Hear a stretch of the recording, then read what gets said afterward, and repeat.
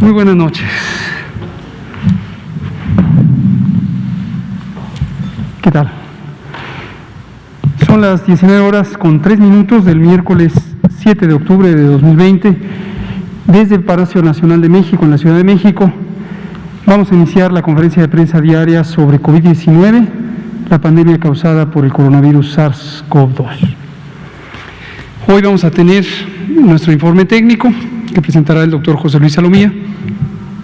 Y tenemos el gusto de que nos acompañe nuevamente nuestra colega, la doctora Aletze de la Torre Rosas, quien es la directora general del Centro Nacional para la Prevención y Control del VIH-Sida y otras infecciones de transmisión sexual.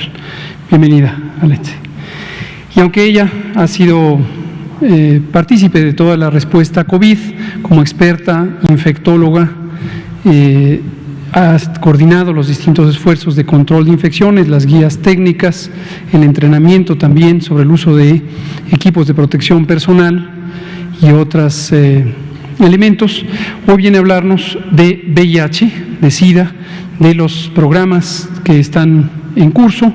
También nos mencionará algunas de las situaciones especiales a considerar en el campo de la prevención de COVID en poblaciones que viven con VIH. Le agradecemos eso, Aletze, bienvenida nuevamente.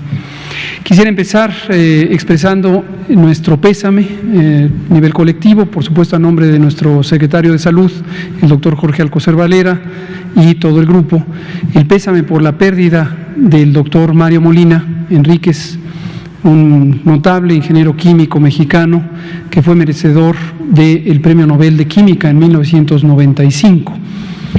Y todos conocemos la importante trayectoria del doctor Mario Molina en las ciencias ambientales, su contribución a los descubrimientos cruciales sobre el papel de algunos contaminantes ambientales, en particular los clorofluorocarbonos, en la destrucción de la capa de ozono. La trayectoria del doctor Mario Molina es ampliamente reconocida a nivel mundial y desde luego en México apreciamos mucho su legado.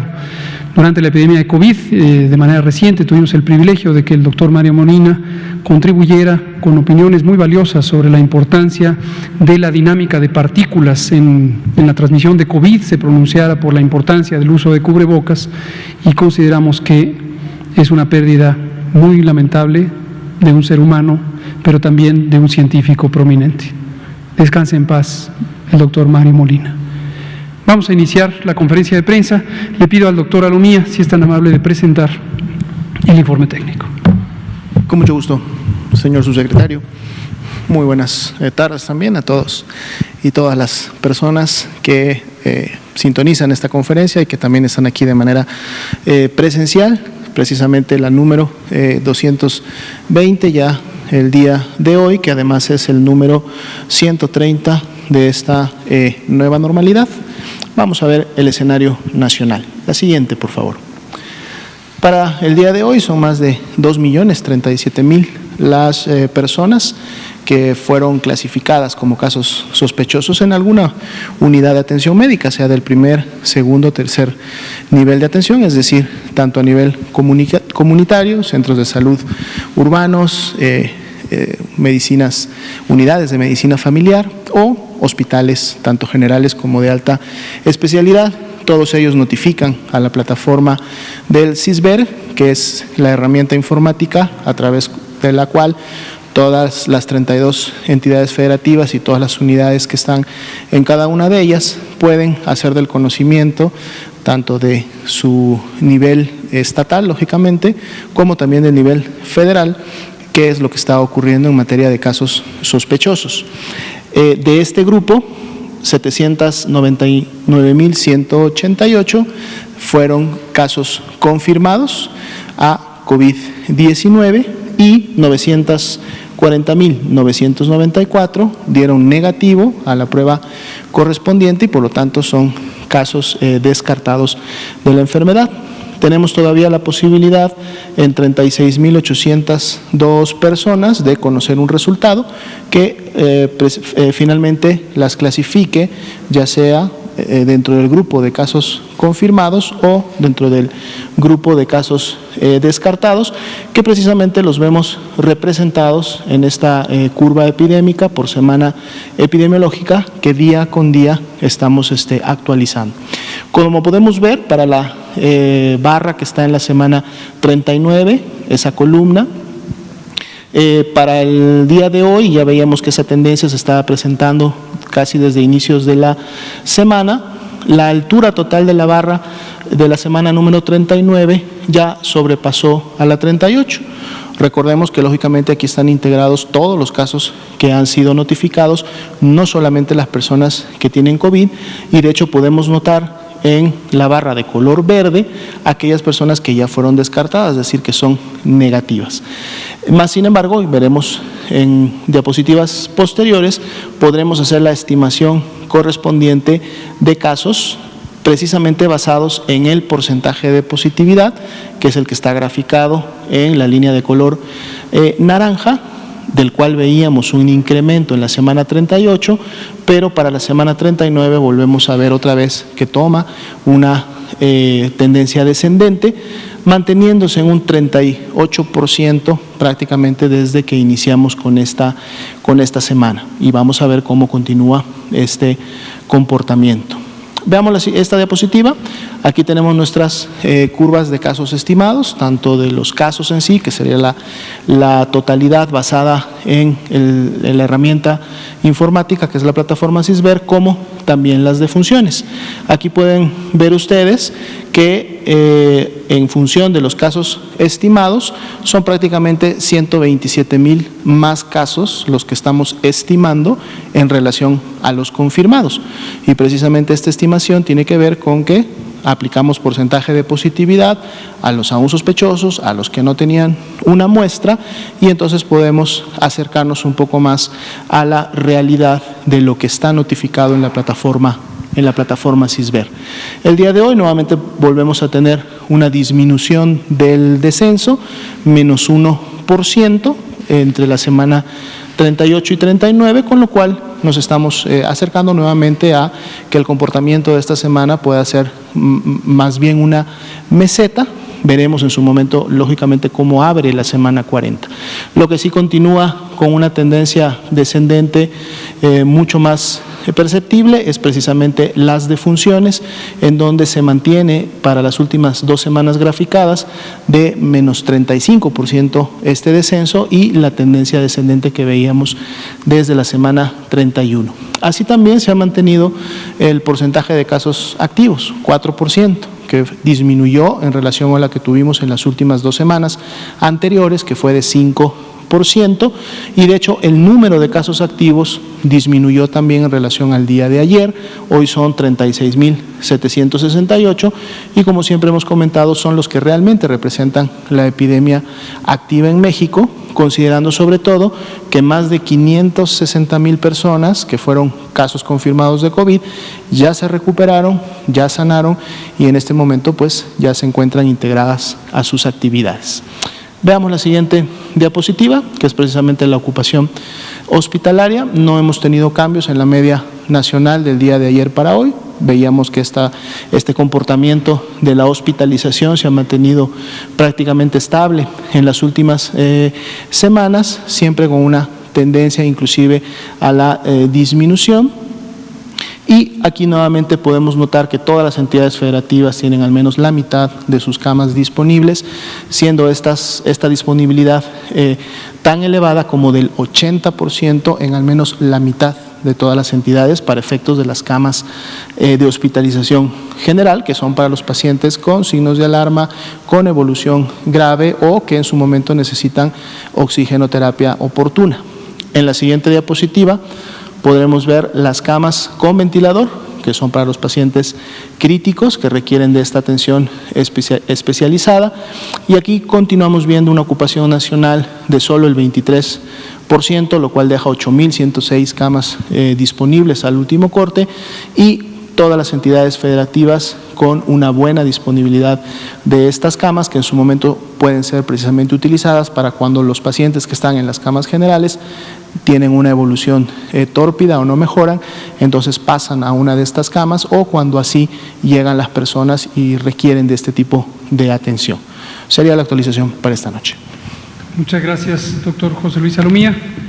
Le pedimos ahora a la doctora Alexa de la Torre si nos comenta sobre el VIH, el VIH-COVID, hepatitis C, los temas. Muchas gracias. Buenas noches a todas y a todos. Realmente la sesión de hoy queremos que sean mensajes muy claros para ustedes que se encuentran en sus casas. Evidentemente la pandemia por SARS-CoV-2 tiene efectos en diferentes áreas de nuestra salud, y salud es esta esfera de salud física, mental, la parte social, y no podemos dejar de pensar en este bienestar sin hablar de la salud sexual, sin hablar de estos derechos que tenemos también. Y uno de estos es justamente hablar de un problema de salud pública, tanto en nuestro país como a nivel global. Como ustedes saben, la epidemia por VIH se considera también una pandemia porque afecta a todos los continentes en todas las áreas de nuestro mundo, y es causada por un virus que se conoce como virus de inmunodeficiencia humana. Este virus se transmite principalmente por contacto sexual o bien con contacto con sangre, pero también se puede transmitir de las madres a los hijos, hijas durante el embarazo, parto o lactancia. Actualmente, y eso es lo más importante y queremos señalarlo, es una enfermedad que se considera crónica. Existe tratamiento, y existe tratamiento muy efectivo, seguro, que hace que las personas que viven con VIH tengan una calidad de vida y esperanza de vida igual que una persona que no padece esta infección. Y aquí también es importante señalar que de no tratarse es cuando se generan toda una serie de complicaciones, como pueden ser disminución de las defensas y por lo tanto algunas infecciones oportunistas que llegan a atacar a las personas, o complicaciones fuera de las propias infecciones, incremento de riesgo de cáncer y de otra serie de eventos que puede llevar a la muerte del individuo. Entonces el mensaje es una infección que existe tratamiento. En México existe este tratamiento universal, y este tratamiento aparte es sumamente efectivo si se tiene una adecuada adherencia. Y el otro mensaje que también es muy importante señalar en este sentido es que desafortunadamente existe mucho estigma y mucha discriminación respecto a al VIH y a las infecciones de transmisión sexual. Y entonces es importante que todas y todos trabajemos día a día para evitar y lograr que se elimine cualquier tipo de discriminación a cualquier persona, y específicamente a las personas que viven con VIH. Si me pasas la siguiente, por favor. A nivel mundial, como les comentaba, existen cerca de 40 millones de personas que viven con VIH, y de estos cerca del 80% se han sometido a pruebas, es decir, se han hecho una prueba y por lo tanto saben que viven con VIH. Cerca del 62% recibieron tratamiento y la mitad alcanza esta supresión viral. Existen diferentes factores que van a hacer que esto se logre, y desafortunadamente ocasiona a nivel global cerca de 2 millones de muertes anuales, y estamos queriendo evitar esto con las defunciones, 2 millones de casos anuales y cerca de 1 millón de defunciones cada año. Si me pasas la siguiente, por favor. En México también tenemos datos y estimaciones que se llegan a dar gracias a la información que cada una de las instituciones va a recolectar, y se comparan y se hacen algo que se conocen como modelos. Estos modelos lo que nos permiten es estimar la carga de enfermedad que existe en nuestro país. Como lo habíamos comentado previamente, para VIH considerábamos que existía un subregistro de la carga real que existía reportada en nuestro país, y por lo tanto durante todo este año se ha estado trabajando en coordinación con ONU-SIDA para tener un modelo que se acerque más a lo que consideramos es la carga que existe en nuestro país por esta infección.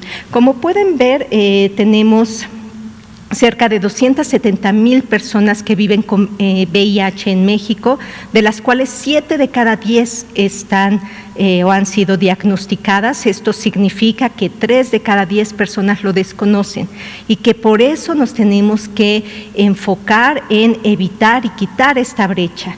6 de cada 10 personas se encuentran vinculadas y con tratamiento antirretroviral, que les comentaba, es el tratamiento que nos permite tener una adecuada calidad de vida y evitar todas las complicaciones asociadas a la infección, y 6 de cada 10 personas se encuentran con supresión viral. Si me pasas la siguiente, por favor.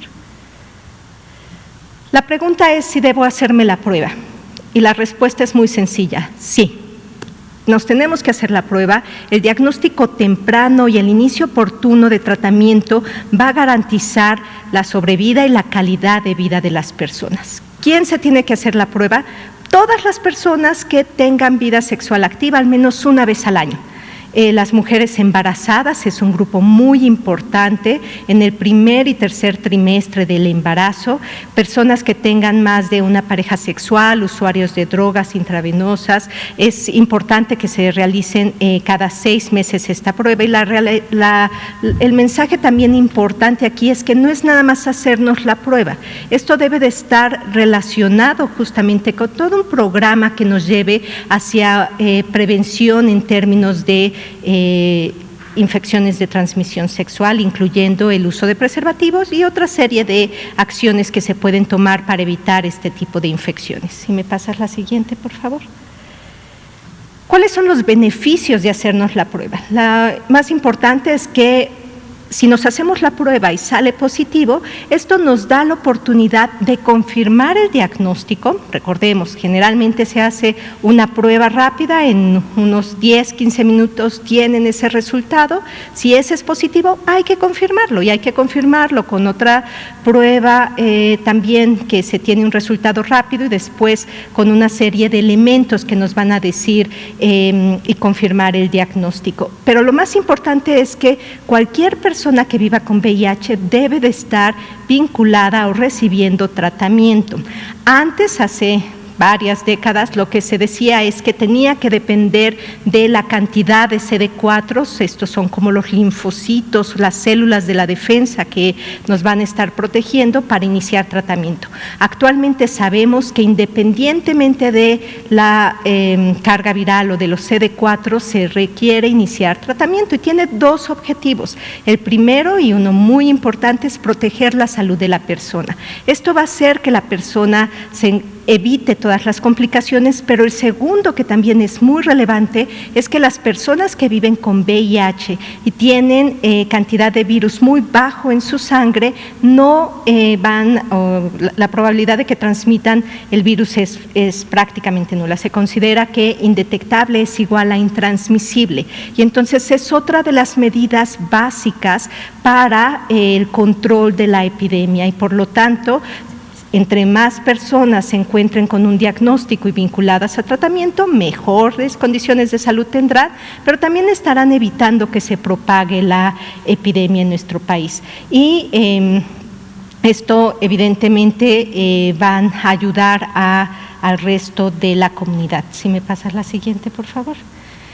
Y también otro de los elementos que queremos subrayar el día de hoy, y va relacionado con los beneficios de tener tratamientos antirretrovirales, es que desde el año pasado, gracias a toda una líderes clínicos, científicos, de organizaciones de la sociedad civil, líderes de programas de VIH, y también en términos de la Subsecretaría y de la Secretaría de Hacienda y Crédito Público, lo que se logró hacer es tener un esquema de triple optimización con el objetivo de mejorar y optimizar el tratamiento. Y optimizar el tratamiento quiere decir que en México actualmente tenemos los mejores tratamientos que hay en el mundo, y eso es bien importante. Teníamos niveles de resistencia muy altos, más del 10% para mononucleósidos, y ahora tenemos, con la incorporación de inhibidores de integrasa, pues esquemas que son menos tóxicos, que en lugar de que las personas tomen múltiples pastillas, pueden tomar una sola pastilla, disminuye la probabilidad de que se desarrolle resistencia asociada al tratamiento, porque es un virus que tiende a cambiar mucho, y por lo tanto también va a generar una mejora en estos términos y en las cascadas de atención a los tratamientos. ¿Qué tanto hemos avanzado en este tiempo? Si me pasa la siguiente. Con los datos de la Secretaría de Salud, actualmente tenemos a la mayoría, casi al 80% de las personas con tratamientos de tableta única. Imagínense qué importante es eso en términos de una enfermedad crónica, donde quienes tomamos medicamento de forma crónica sabemos que de repente se nos olvida o es complicado, entre más pastillas nos tomemos es más difícil que sigamos con una adecuada adherencia, y cambiar de múltiples pastillas con varios efectos adversos a una sola toma, esto cambia la calidad de vida de las personas, y eso es hacia donde hemos ido, a mejorar la adherencia, la calidad de vida de las personas que viven con VIH, y son medicamentos potentes y efectivos. Entonces, esta es una estrategia que se ha seguido y que se continúa independientemente de la pandemia por SARS-CoV-2. Si me pasas la siguiente. Y este es el siguiente mensaje importante. Existe un impacto mundial que es innegable que tiene SARS-CoV-2, COVID-19 en la atención de personas que viven con VIH e infecciones de transmisión sexual. Esto es un elemento a nivel internacional. De hecho, por el propio ONU-SIDA se hizo un llamado a todos los países justamente para tratar de hacer todo lo posible para, durante la pandemia, se continuaran con estas cadenas de suministro, se garantizara la atención y la continuidad de tratamiento de las personas que viven con VIH, se han hecho diferentes puntos donde a nivel global 5 de cada 10 personas, por ejemplo, han presentado dificultades para obtener su tratamiento, 3 de cada 10 encuestados en estas investigaciones que ha hecho ONU-SIDA tenían tratamientos para 2 meses y el resto era menos el abasto que tenían. Entonces, ¿qué hemos hecho en México? Si me pasas la siguiente, por favor. De hecho, desde los primeros reportes empezamos a tomar manos a la obra, y lo que dijimos fue: no podemos empezar a tener cualquier problema en términos de las cadenas de suministro. Y el punto inicial ha sido justamente garantizar el abasto. Se han hecho todos los esfuerzos para tener abastos suficientes. Hemos tenido en promedios abastos arriba de 6 meses durante toda esta temporada en términos de Secretaría de Salud, y todo el resto de las instituciones han trabajado para lograrlo, y continuar con este trabajo que se ha hecho de optimizar el tratamiento de las personas, de revisar caso por caso cuáles son los mejores tratamientos que requieren, y nuevamente agradecemos a todas los médicos tratantes y los líderes de los programas de VIH en este esfuerzo en coordinación que se ha tenido. Se han hecho también difusión de información para personas que viven con VIH frente a la pandemia y COVID. Esto lo pueden encontrar en diferentes webinars y demás en la propia página del CENSIDA. Emisión de recomendaciones, y esto también es bien importante. Se han hecho recomendaciones en las diferentes fases y que están alineadas con las recomendaciones internacionales. Se ha continuado y se ha tenido especial énfasis en continuar esta colaboración con líderes comunitarios, porque son las voces de que nos hablan de dónde podemos tener probablemente algún punto, área que tengamos que resolver de manera inmediata, y la atención y seguimiento de solicitudes. Se hizo desde el principio un correo electrónico, que es el que pongo para, si ustedes tienen dudas o preguntas, nos puedan escribir, que es vih-covid-19@salud.gov.mx, que lo hemos estado utilizando justamente para comunicarnos y la vinculación entre las diferentes partes. Hemos estado trabajando con CONAPRED, con la Comisión Nacional de Derechos Humanos, y justo lo que queremos también es cuál es el riesgo que tenemos si vivimos con VIH y de tener COVID. Si me pasas la siguiente, por favor. Salió al principio y seguramente recordarán, lo dijimos aquí en algunas ocasiones, este rumor de que los tratamientos para las personas que viven con VIH protegían contra el COVID. Entonces, esto ponía en riesgo también cadenas de suministro y tratamientos para las personas. Entonces, claramente los medicamentos contra el VIH no protegen contra la COVID-19. No hay evidencia científica tampoco de que exista un riesgo diferente de padecer COVID-19 de las personas que viven con VIH. Existe esta parte de transmisión comunitaria y sí es importante la protección, pero también sabemos que, y conociendo las cascadas, que desafortunadamente existen diagnósticos tardíos, que son estas personas que llegan con linfocitos o células de la defensa muy bajos, que son CD4 por debajo de 200. Si me pasas la siguiente, por favor. Y entonces se tienen diferentes recomendaciones que se encuentran también en la página del coronavirus, donde tenemos las diferentes partes, ¿no? La primera, justo en los primeros meses de la pandemia, pues priorizar a aquellos pacientes que se encontraban estables, que al final requieren simplemente el continuar su tratamiento, en que pudiesen tener más meses de abasto. Y aquí lo que hemos logrado y los datos que tenemos en el análisis de la Secretaría de Salud es que el número de meses que se le entrega a las personas se incrementó de 1.5 a casi 3 meses. Esto ayudó a que las personas acudiesen menos veces a consultas y también otras instituciones hicieron diferentes modelos para poder apoyar este abasto. Citas telefónicas o estas videollamadas para el seguimiento y no suspender sobre todo aquellos datos agudos que son inicios de tratamiento, estudios de personas sin control. Y ahora en agosto pues tenemos que regresar a esta nueva normalidad y también los lineamientos se han adaptado para que refleje esto. Se ha pasado un periodo importante y por lo tanto ahora necesitamos corroborar que las personas sigan bien controladas y por lo tanto hacerse sus pruebas para saber que su control por la infección es adecuado. Si me pasas la siguiente, por favor.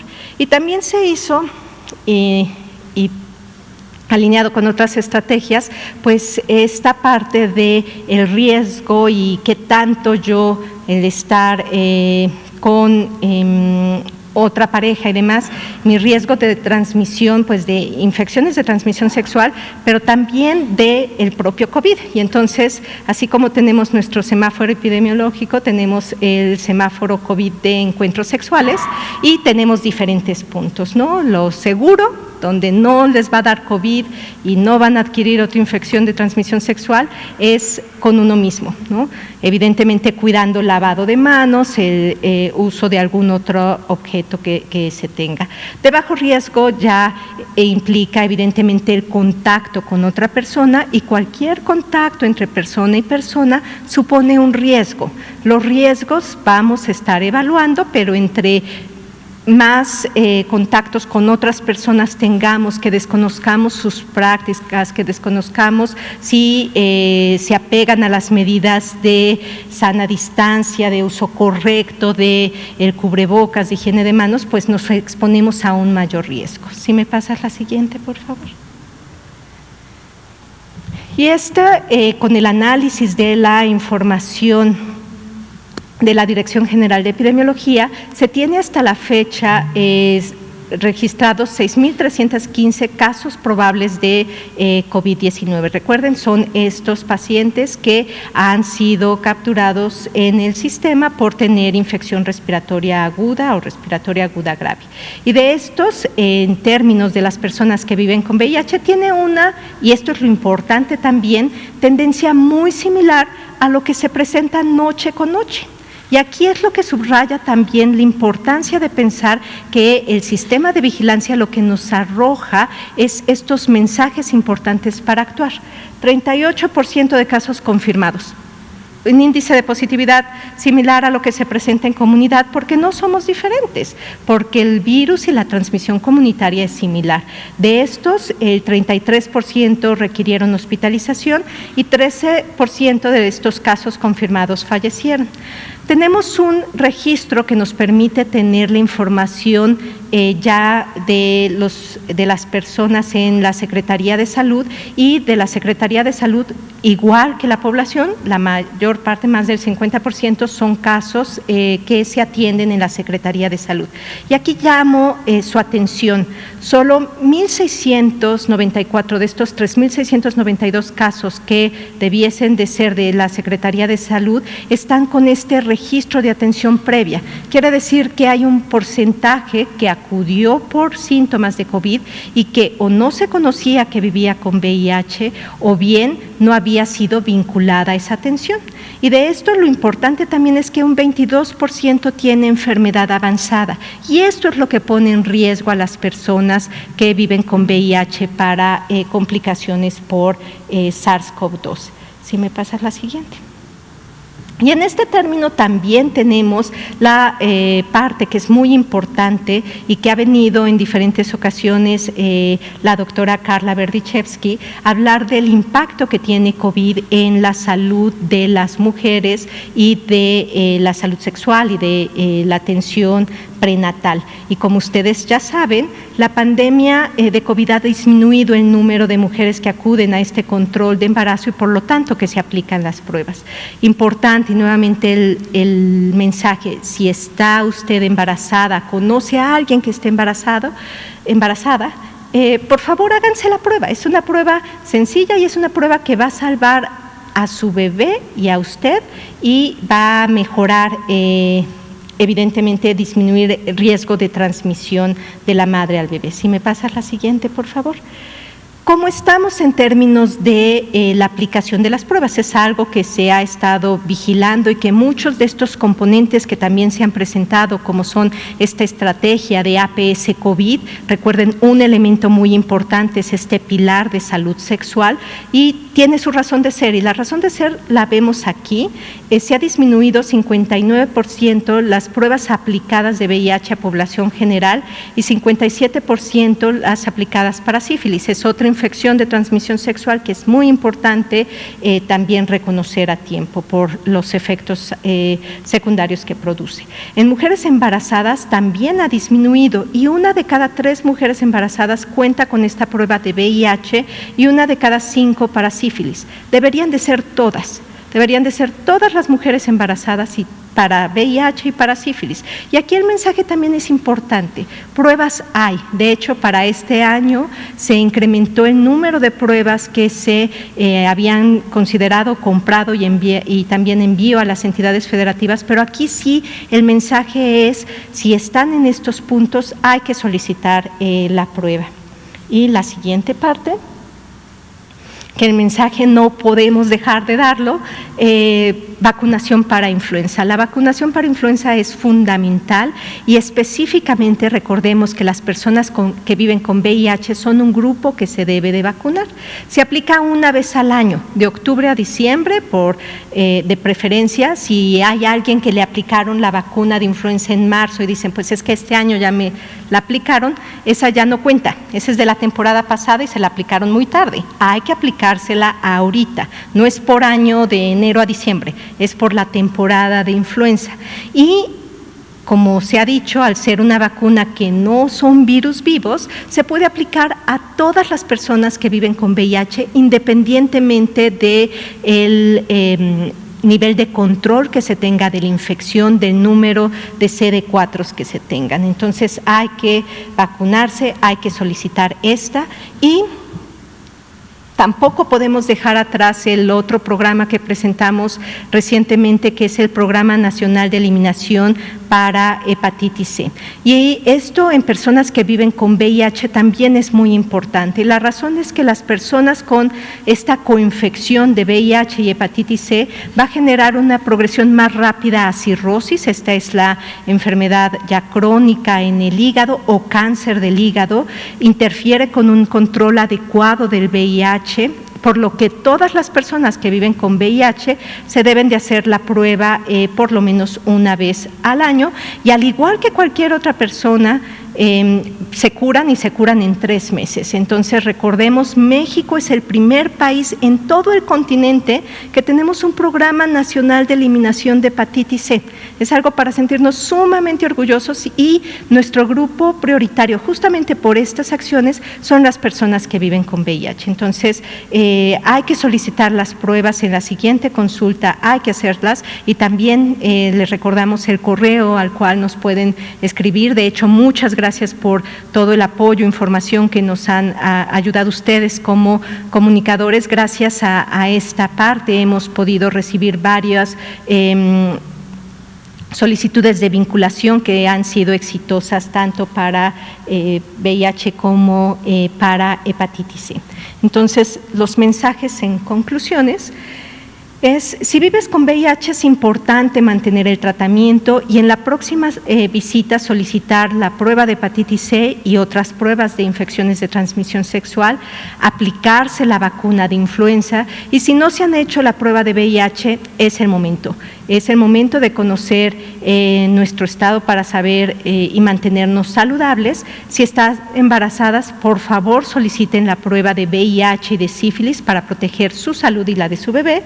Y si tienen dudas o problemas con el tratamiento, estamos aquí para ustedes, y nos pueden contactar al correo de VIH-COVID-19@salud.gov.mx. Gracias. Muchas gracias, doctora Aletze de la Torre Rosas, directora general de CENSIDA, el Centro Nacional para la Prevención y Control del VIH, SIDA y otras infecciones de transmisión sexual. Vamos a empezar con la sesión de preguntas y respuestas. Demián Duarte, de varios medios, incluyendo Política y Rock and Roll. Hola, buenas tardes para los doctores Hugo López-Gatell, José Luis Salomía, para la doctora Aletze, mucho gusto. De hecho, el tema en particular que trae la doctora Aletze de la Torre me llama mucho la atención, muy en particular porque yo soy de la generación que debió crecer con la pandemia en aquel tiempo del SIDA o del virus de inmunodeficiencia adquirida. Yo nací en 1973, entonces desde que era niño pues era prácticamente común. Ahora que estamos en esta época moderna, ya me toca ser padre de familia incluso, ¿no? Y una preocupación persistente que tenemos los padres de familia es que nuestros hijos no crecieron con esta lógica que nosotros aprendimos pues desde el principio, ¿no? De que había que tener sexo seguro, de que el uso del condón es indispensable, y yo he percibido entre los jóvenes, adolescentes y jóvenes adultos, pues una tendencia a relaciones con múltiples parejas sexuales, pero además sin protección. La pregunta es, ¿qué se está haciendo para educar a los jóvenes, precisamente para que entiendan esto de la necesidad del sexo seguro? Y esto me lleva a otra pregunta ahora para el doctor López-Gatell muy en particular. Y es parte de un escrito que hice esta reflexión, doctor. Es decir, para mí la primer pandemia que me tocó vivir fue la del SIDA, y evidentemente el SIDA nos cambió la vida a todos los que formamos parte de esa generación y a los que son un poquito más grandes. Aprendimos a que teníamos que vivir con el uso persistente del condón. Muchos, seguramente no todos, aprendimos esto de la relación de tener relaciones monogámicas, también como norma, y bueno, evidentemente muchas situaciones, por ejemplo, el hacerse las pruebas no es algo que todo el mundo se las haga. Yo hace muchísimos años que no me hago una prueba, ¿no? Pero el asunto es que aprendimos a convivir con la enfermedad. La pregunta en particular es que ahora que tenemos el coronavirus y es incierto esto de que vaya a haber o no vaya a haber una vacuna, yo me inclino más a la idea de que pueda haber algún tratamiento eventualmente. La pregunta es, ¿cómo aprendemos a vivir con esta enfermedad? Que para mi gusto es parecida en los efectos, sobre todo por el efecto psicológico que nos ha generado como sociedad, aunque obviamente es totalmente distinta en los vectores y en las situaciones que propicia. Sí es real esto de que tendremos que vivir en el futuro usando cubrebocas, persistentemente con el tema del lavado de manos, que a mí me parece que debería ser indispensable desde siempre. Digo, hay experiencias históricas al respecto, el distanciamiento social y otros aspectos, doctor. Gracias. Muchas gracias. doctora Letza de la Torre, y enseguida. Muchas gracias y muchas gracias por la pregunta, creo que es muy pertinente y es tan pertinente porque lo que hemos observado y que era del alertamiento que hacíamos desde el año pasado es que el grupo donde tenemos un incremento significativo de nuevos casos desafortunadamente son entre adolescentes y adultos jóvenes. En este sentido se han hecho diferentes acciones en términos de colaborar y de conocer cuáles son las necesidades. Existen líderes comunitarios extraordinariamente brillantes que son líderes de jóvenes que nos han ayudado a saber cómo comunicar. Y el mensaje también tiene que ser diferente. No nos comunicamos igual los adultos mayores, los jóvenes y los niños. Y entonces se ha estado trabajando específicamente en mensajes que vayan dirigidos hacia esta población, pero también siguiendo parte de la estructura de pensar este derecho a la sexualidad y al placer y a la necesidad de reconocimiento y de quitar el estigma, la discriminación asociada a esto y que al final podamos tener un diálogo abierto, un diálogo donde podamos cubrir las necesidades y la información de una manera adecuada. Se ha visto que es muchísimo más efectivo cuando se logran tener pares, es decir, es más fácil que le crean a un líder más joven que a alguien ya de más décadas, porque hablan el mismo lenguaje, porque se entienden de una manera mejor en este término de comunicación efectiva. Y existen otros elementos que está dentro de esto, todo un programa de prevención combinada, como es la parte, por ejemplo, de tener condones. No es nada más mandar los condones, es por qué utilizar un condón, cuándo utilizarlo, cómo utilizarlo de forma correcta y el tener el insumo, ¿no? Entonces nos hemos dado justamente esta tarea que no es envío de los condones, es un programa de condones que, permítanme decirles, es la primera vez que se mandan aparte un número significativo, ya no nada más de condones masculinos, pero también para las mujeres, que esto también es muy importante, y de lubricantes, porque al final también sabemos que en poblaciones, sobre todo hombres que tienen sexo con hombres, el condón es más fácil que se rompa y entonces se tiene que ir de la mano con lubricantes y con toda una serie de factores que nos permite tener esta prevención combinada, y existen programas donde también se tiene ya esta parte de la profilaxis preexposición. Entonces, lo que queremos mencionar es que es algo que sí necesitamos empezar a abrir la comunicación entre las diferentes generaciones, empoderar el liderazgo que se tiene de esta población joven, adolescente, dentro de este marco de respeto a los derechos sexuales y evidentemente con toda la serie de elementos que les permitan tomar decisiones adecuadas, pero también decisiones seguras, y que esto al final sabemos que va a tener una repercusión adecuada en pues la disminución de la epidemia en nuestro país. También conocido, esto no tiene que ver con las generaciones nuevas. Perdón, gracias. Que hay muchos hombres que no saben ponerse el condón y muchos otros que se niegan a utilizarlo porque sostienen, aseguran que no se siente igual, ¿no? Entonces, ¿qué se está haciendo en ese sentido? Sí, de hecho, inclusive hemos empezado a hacer toda una serie de webinars para hablar justamente de esta parte de la sexualidad desde el punto de vista de placer, ¿no?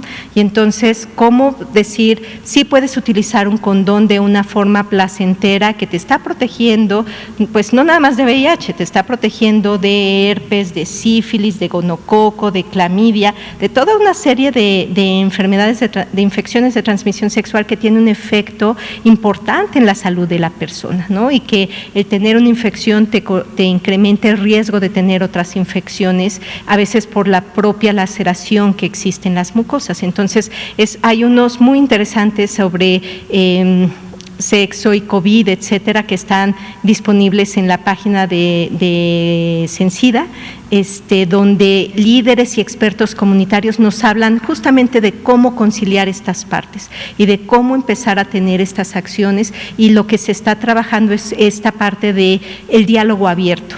Creemos y de hecho pues nos encantaría que cuando tengamos estos webinars, entre más difusión se nos haga, mucho mejor, porque creemos que son muy importantes para la población y es esta información que les sirve en casa, que les ayuda también a tomar decisiones.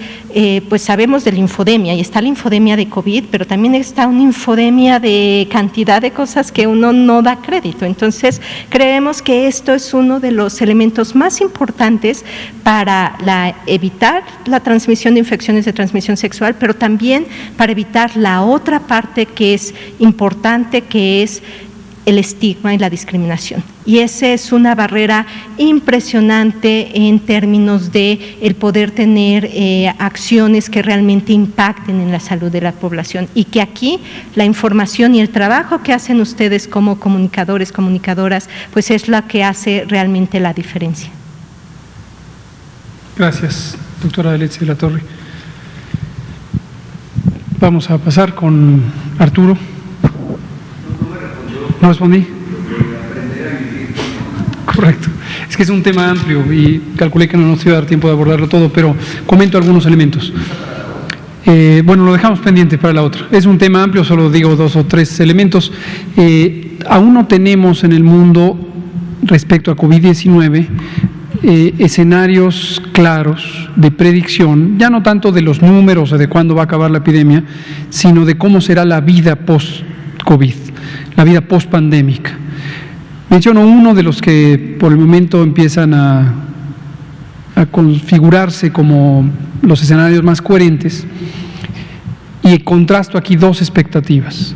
Una expectativa, y en cierta manera hay analogías efectivamente con la pandemia de VIH, una expectativa más tradicional o más directa, una aspiración que tenemos las sociedades, es que ante una enfermedad infecciosa de carácter epidémico que causa importante letalidad, nuestra expectativa es regresar al estado cero, al momento antes de que existiera esa epidemia, y quisiéramos pensar en una posibilidad de que no exista más, vía tener una vacuna, vía que desaparezca la epidemia, vía que haya un tratamiento efectivo que logre reducirlo a tal grado que sea un problema que desaparece.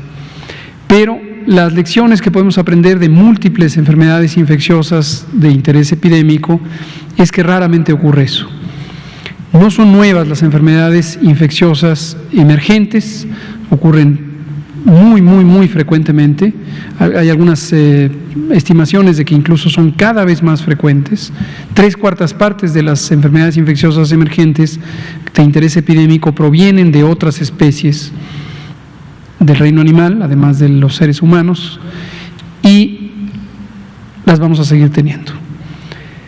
Raramente tenemos una situación en la que retornemos a la ausencia de enfermedad, y en la mayoría de los casos ocurre o una epidemia que se prolonga.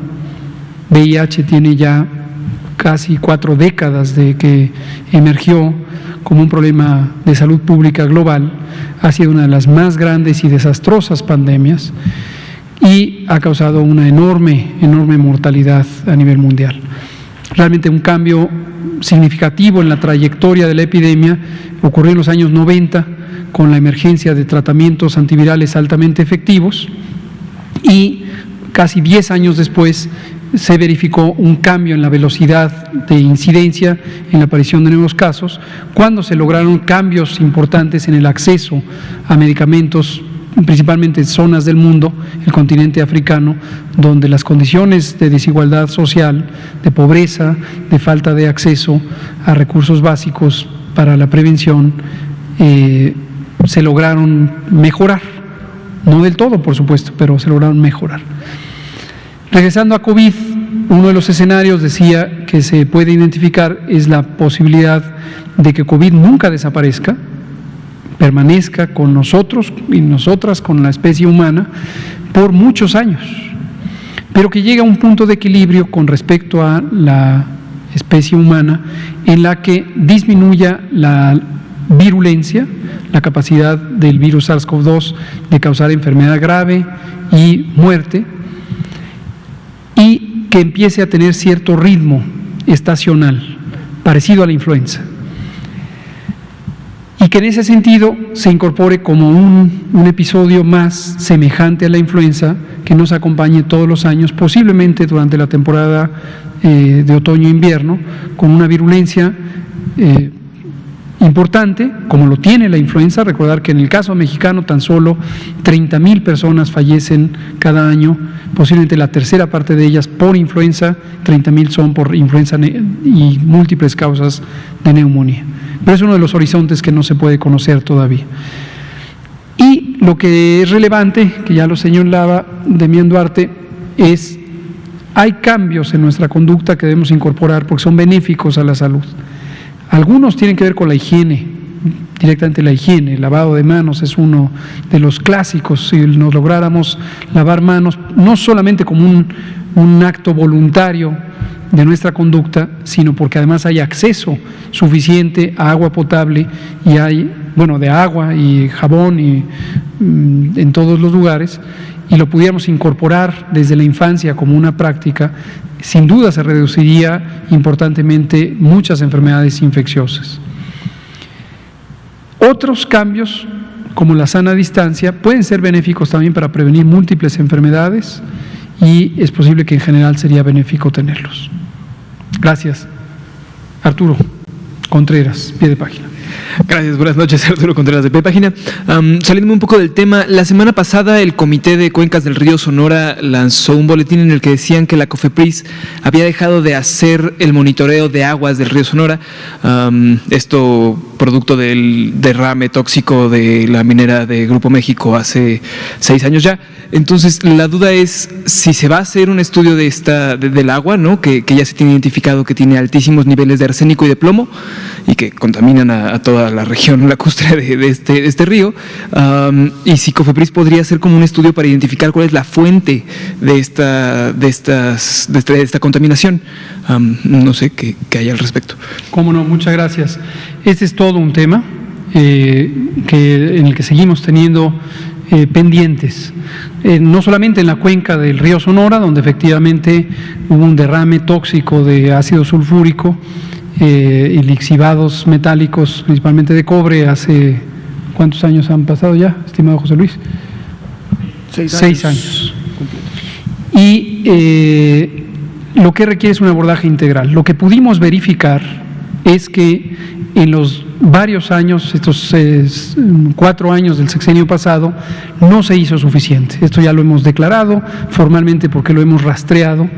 Un grupo multiinstitucional encabezado por la Secretaría de Medio Ambiente por un lado y la Secretaría de Salud con nuestro propio secretario, el doctor Alcocer, fueron a la zona hace algunos meses y se designó un grupo técnico, en nuestro caso coordinado por el doctor José Luis Salomía, que estuvo rastreando lo que se había hecho y lo que no se había hecho, y se encontró que hubo una enorme simulación, enorme simulación respecto a la posible investigación de daños a la salud y la investigación ambiental.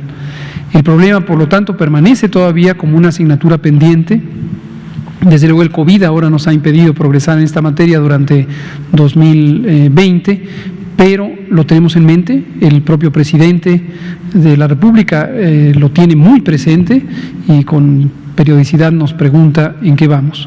En este momento, con la reciente entrada de la ingeniera y maestra María Luisa Albores González como secretaria de Ambiente, estamos retomando sobre varios de los elementos de colaboración entre la Secretaría de Salud y la Secretaría de Medio Ambiente y Recursos Naturales.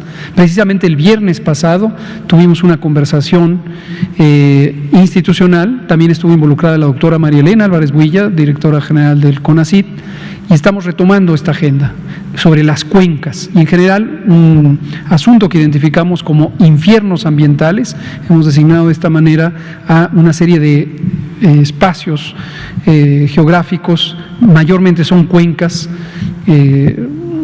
que están ampliamente afectadas por problemas de contaminación de todo tipo. Entonces sí, es una asignatura pendiente. No es solo COFEPRIS por sí misma, esto tiene que ser un esfuerzo muy profundo en donde se involucren múltiples instituciones y hay grandes retos, no solo de hacer el monitoreo de la calidad del agua, sino del daño residual o permanente que ha dejado distintas actividades, incluida la minera, o en este caso principalmente la minera, en esta zona del río Sonora. Muchas gracias. Por favor, Nuria Fernández, de Caracola.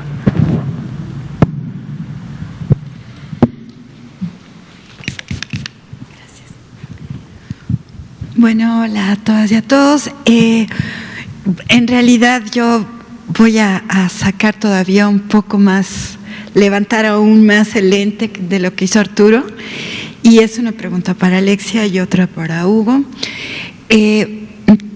Resulta que en Sudáfrica se esperaba un aumento enorme de la pandemia. Sudáfrica es un país grande en relación al resto de África y empezó la pandemia con mucha fuerza, cerca de 15,000 casos diarios, pero hicieron una serie de acciones y los han reducido a 1,100, 1,200.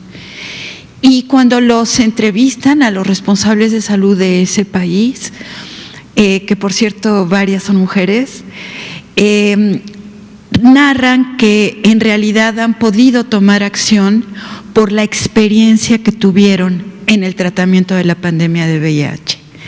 Entonces, quería preguntar esto, es decir, ¿qué tanto puede influir en atender correctamente COVID, la experiencia con VIH, en lugares sobre todo donde ha tenido una expansión muy grande esta pandemia? Claro, creo que es una pregunta sumamente interesante y de hecho durante la reunión de ONU-SIDA eran los elementos que se destacaban. Uno de estos, Sudáfrica es un país muy grande, pero también tiene muchas comunidades muy remotas y aisladas. Y aquí también parte de lo que se han hecho y que tienen una muy buena experiencia es en traer los servicios de salud a la comunidad, que sean sistemas realmente centrados en la persona y en las comunidades. Y entonces toda esta parte de fortalecimiento de esta visión comunitaria es extraordinariamente importante, tanto así que justo uno de los elementos que se ha presentado y que seguimos en el eje central es esta atención, esta visión de APS COVID. Y es esta visión donde al final no es importante solamente las personas que tienen COVID, son tan importantes como las personas que viven con VIH, como las personas que están embarazadas y demás. Entonces, el tener esta visión centrada en la persona y en las comunidades y esta visión de APS, de Atención Primaria a la Salud, lo que les permite es esta atención integral, que justo es lo que se ha presentado el doctor Ruy, Ricardo, y en diferentes ocasiones se ha visto esta visión, ¿no? El cómo sí acercarse a la comunidad, y cuando hemos tenido el honor de acompañar a algunos estados y ver lo que hacen, ir casa por casa, el estar viendo, y cuando se va a la casa no es nada más decirles tiene síntomas respiratorios, es identificar a las personas de riesgo, es preguntarles si vive un adulto mayor, un niño menor de 5 años y dejar recomendaciones muy específicas para estas poblaciones, el identificar si sí tienen personas en riesgo o bien con síntomas respiratorios, el poder evaluarlos y el poder dar este mensaje que llegue directamente a la persona desde la comunidad. Entonces, esto es uno de los elementos que de hecho se destacaban en esta parte de la importancia de estas acciones desde el punto de vista de las comunidades. Y se comentaba desde el principio de la pandemia, ¿no? Las epidemias, todas, más una pandemia, se controla desde la comunidad. No hay forma de que se pueda controlar sin la colaboración, sin esta parte de apoyo y de conciencia de uno por el bienestar del otro, y por esta parte también de toma de decisiones basadas en evidencia científica y decir, yo con esto sé que voy a estar protegiendo a mi persona, a mi familia, a mi comunidad, y son los elementos claves que evidentemente son ejemplos claros que pueden ayudar y que se puede dar para el control de SARS-CoV-2 y para el control de otras enfermedades que son muy importantes. Muchísimas gracias por tu respuesta. Y para los doctores, una pregunta más. Nos queda medio minuto nada más. Sí, la cuarta parte de los casos globales en este momento es la India. Tiene 71,000 casos diarios, tenía 90,000. Y la pregunta es, si frente a una situación de esta naturaleza, la India no es Estados Unidos, tiene una situación muy diferente social, la Organización Mundial de la Salud no va a tomar medidas globales, los países del mundo no van a tomar medidas globales de solidaridad con India. Desconozco que exista un plan específico, pero efectivamente el planteamiento me parece muy relevante. India tiene la quinta parte de la población mundial, otra quinta parte es China, y la situación epidemiológica de COVID-19 en India empieza a ser cada vez más apremiante. Como se podía esperar en un país tan extenso, tan poblado, tan diverso, con importantes rezagos en términos de la distribución de la riqueza y de los servicios de salud, la cobertura de los servicios de salud, pues se podía anticipar un escenario como este. El espíritu del Reglamento Sanitario Internacional vigente incluye el precepto de la solidaridad para contener las emergencias de salud pública en la fuente de origen. Es posible que esto en una pandemia ya en curso va a implicar un enorme reto para lograr hacer frente con la solidaridad mundial, porque cada país está en sí mismo envuelto en una gran complejidad. La experiencia precisamente del VIH-Sida y pensando en todo el continente africano, o particularmente la zona por el sur de la región de Sahara, nos ilustra muchas de las experiencias, pero de una epidemia de otro ritmo, de otra velocidad. Es una epidemia crónica, VIH, SIDA es una enfermedad crónica y se tardó el mundo entero cerca de 25 o 30 años en lograr concertar esfuerzos para la solidaridad y atender uno de los más grandes problemas de salud pública que ha tenido el continente africano y el mundo entero desde la última mitad del siglo XX.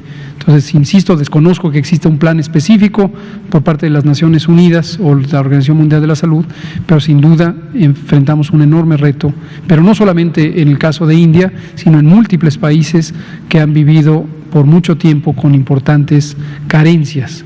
Y, como sabemos todos, las carencias se asocian a una distribución inequitativa de la riqueza a nivel mundial. Y al interior de cada país también una distribución muy inequitativa. Es un problema de justicia social en esencia. Muchas gracias.